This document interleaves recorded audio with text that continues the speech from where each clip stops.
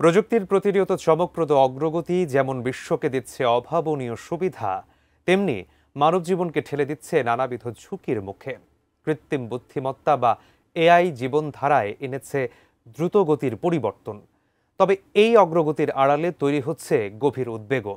সম্প্রতি Meta AI এর বিরুদ্ধে উঠেছে ব্যবহারকারীর ফোনে থাকা ব্যক্তিগত তথ্য ব্যবহারের অভিযোগ। বিস্তারিত শিহাব ইসলামের ডেস্ক রিপোর্টে।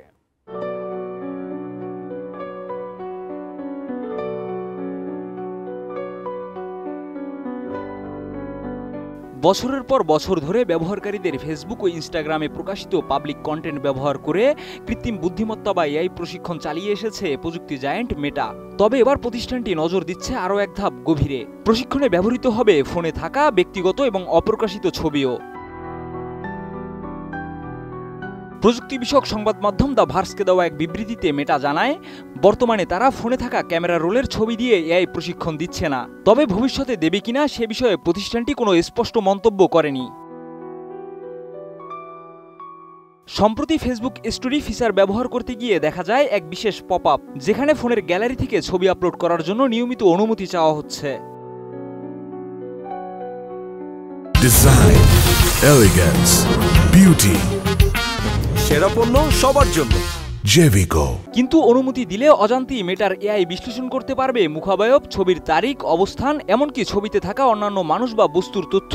এটি বর্তমানে ব্যবহারকারীর সম্মতিতে প্রাথমিক পরীক্ষার ক্ষেত্রেও ব্যবহার হচ্ছে।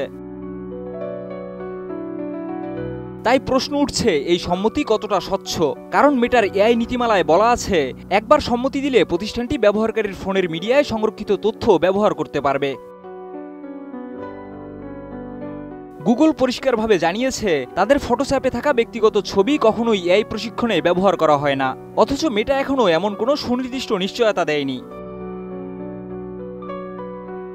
এদিকে মেটা 30 দিনের ক্যামেরা রোলের ছবি ব্যবহারের কথাও বলেছিল। এক্ষেত্রে মেটা পুরনো ছবি ব্যবহার করছে বলে দাবি করেছে টেকক্রাঞ্চ।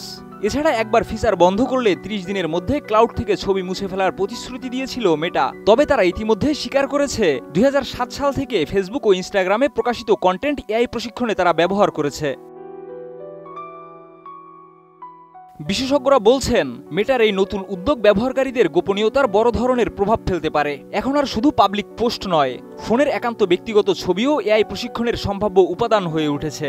আর তাই ব্যবহারকারীদের উচিত নিজেদের গ্যালারির তথ্য ব্যবহারে কেমন সম্মতি দিচ্ছেন তা ভালো করে বুঝে নেওয়া।